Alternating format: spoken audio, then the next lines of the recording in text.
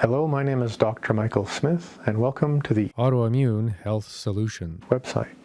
In this video, I'm going to talk to you about the Ancestral Autoimmune Protocol. If you've been diagnosed with an autoimmune disease, you may have heard of the AIP, or the Autoimmune Protocol. And that's a really good place to start for most people. It's a protocol that says no grains, no beans, no nuts, no seeds, no eggs, no dairy, and for some people, no nightshades. Oh yeah, and no sugar and too much caffeine or alcohol and a lot of no's. So that's a really focused way to begin your journey of recovering from an autoimmune disease. Because I've had autoimmunity in my own life for about 6 years, I've learned that I can migrate between a more focused and more intense anti-inflammatory diet towards a more nutrient, high-fat, low-carb, kind of ketogenic diet, to a nutrient-dense but a slightly wider diet of choices like pseudograins, and also includes sometimes things like rice, especially white rice, or maybe some oats, maybe some dairy. But if I choose those things, then I know I need to be eating a lot of fermented foods. So I actually base the Ancestral Autoimmune Protocol on the evolution of human beings and the evolution of human eating habits. Now, from a scientific point of view, I think we can all agree that human beings are primates. And when you look at the evolution of primates to humans, one of the most amazing things that we all can mostly agree on that actually happened was certain apes went to the beach during ice ages and eventually learned to swim and then hunt for fish. Now, if you've never heard about that, it's called the aquatic ape theory, and I encourage you to check it out. It's got absolute scientific credibility. It's just not really taught in schools for some reason.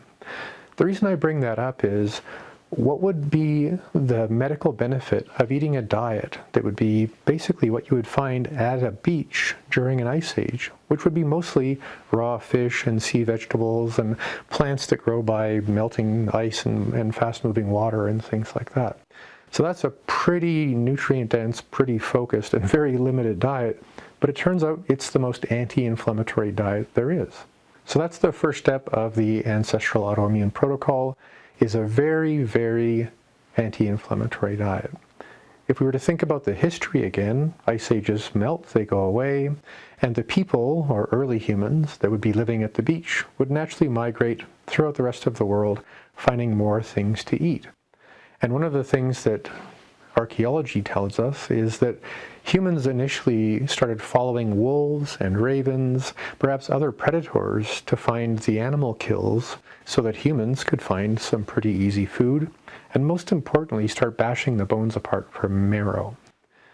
When you look at that kind of eating, I refer to that as a scavenger paleo diet. Now, the paleo diet's been pretty popular for a long time. I'm just encouraging people to focus on that high fat, some protein, lots of vegetables, but especially vegetables that are high in fiber. And nowadays we call that a ketogenic diet, and that has profound benefit for most of us, especially any of us who've eaten a lot of sugar and a lot of starch. The next diet would be what I would call a migratory or a tribal paleo diet. And that means that as we became more evolved, instead of just following wolves and ravens to find food, we would actually start following large herds of animals, kind of in a circle, in the migratory sense. And that would mean every summer we would probably end up in the same place to meet and gather with all of our friends. And in winter we would go off and trap and, try and survive the cold. If we kept going through those cycles of migration, we would naturally start seeing everyone put their poop and their, compost and things in the same place. And it wouldn't take human beings, and I don't think it took us very long, to figure out the basics of agriculture. So when I think of this more migratory or tribal paleo diet, it includes perhaps a few servings of beans once in a while if they're soaked properly. A few seeds, especially pumpkin seeds, just because they're so nutrient dense that it's worth the risk, again, if you treat them or soak them properly. And this tribal paleo diet would also include some pseudograins. So as you can see, we're going from the Ice Age anti-inflammatory, very, very specific diet.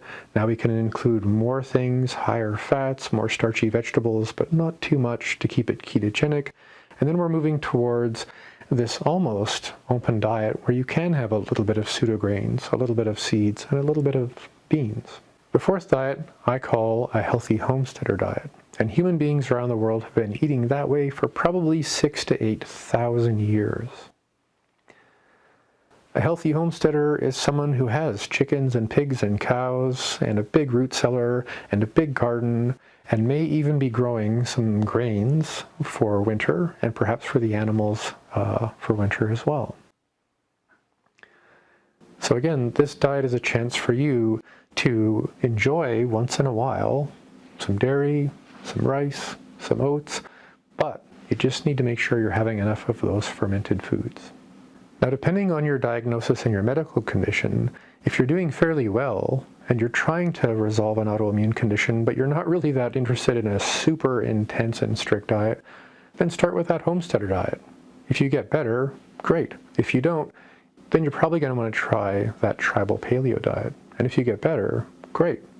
And if you don't, you're going to have to try that scavenger diet. And if that doesn't work, you're going to have to go with the anti-inflammatory diet, or what I like to call the Ice Age diet. If you're dealing with something really chronic, really complicated, or really scary and serious like cancer, my recommendation is start with an anti-inflammatory, nutrient-dense, relatively ketogenic diet like the Ice Age diet, and then after maybe a week or two, move towards that scavenger diet and stay there for maybe even a couple of months, and then shift it up towards that tribal paleo diet. And if you're still doing well, shift it up towards that healthy homesteader. And if you're still doing well, eat like that for the rest of your life. Because honestly, that's probably the healthiest diet for modern humans who don't want to give up grains and dairy. So I just want to go into a little bit more depth about the anti-inflammatory diet, because that's really where we all have to start if things are complicated. And if that's true for you, I'm sorry to hear that. But 85% of my patients who do this get amazing results. So it's not the easiest thing to do, but it's really worth it. In my practice, I always tell people to start with the do's and then work on the don'ts. It's a lot easier to begin by focusing on what you know is going to help you, and then to gradually pick away at the things you know are probably not helping you at all.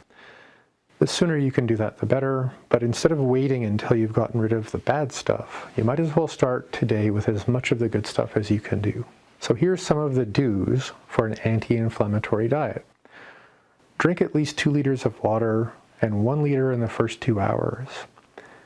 Make your diet as close to an intermittent fasting lifestyle as you can. That's going to change amazing things about your metabolism, especially around inflammation. If you're carrying around a lot of belly fat, then focus on that as a part of your strategy, because fat cells actually produce molecules that tell your body to focus on more inflammation. When it comes to food, think of that living at a beach during an Ice Age diet. Lots of cold water fish. Lots of vegetables, especially greens, things like kale and spinach and chard. Focus on cucumbers and celery and broccoli and cabbage and carrots. If you like fruit, focus on berries. You want to keep the sugar low, but the nutrient density as high as you can. Avocados and sweet potatoes are also anti-inflammatory, and they're nice and filling as well. Spices like ginger and turmeric are also anti-inflammatory, but turmeric's tricky. It actually only works when you mix it with some other things. So if you want, look through the search bar on the website here at the Integrative Health Detective website and look for golden milk. There's a recipe for high potency or medical grade golden milk that is the most anti-inflammatory thing that you could actually ever make in your own kitchen. So make some of that and you'll notice pretty quickly what it's going to do for you. And don't forget about rest and play. Those are essential to being healthy and happy people have a lot less inflammation. So here are the don'ts. Don't eat sugar. Don't use alcohol. Try and avoid excessive caffeine. Avoid wheat and dairy, especially in the Western world. They've been hybridized and bred into a kind of metabolic corner that makes them very high in neurotoxins and inflammatory molecules. So wheat and dairy, everyone always says stop them, and there's reasons why. It's not just a fad. Grains in general are really good at defending themselves, which means they're really good at attacking you. So if you're trying to avoid inflammation, step back from grains for a while. You might notice a big difference just doing that. Avoid fried foods and especially deep fried foods. Damaging those fats is really a high inflammatory endeavor, and most restaurants, if you're eating out, use the cheapest, most rancid, and most inflammatory oils, I'm sorry to say. And barbecues, I'm also sad to say, are the most inflammatory way of cooking your food. Barbecues, more than any other way of cooking, create what are called advanced glycation end products, which are profoundly inflammatory.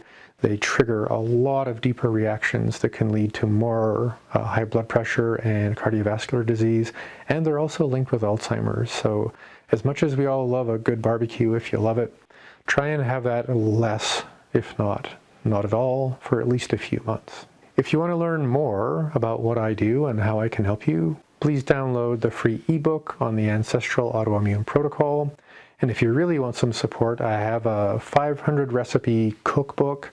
It's called Returning to an Ancestral Diet, and that should get pretty much anyone started on what they need to do. Thanks for watching. If you feel like you need some more support, find a functional medicine, integrative medicine clinician near you who does this kind of work. If you want to reach out to my team, it is possible to make an appointment. It just sometimes takes a while. Again, thank you for watching and have a meaningful day.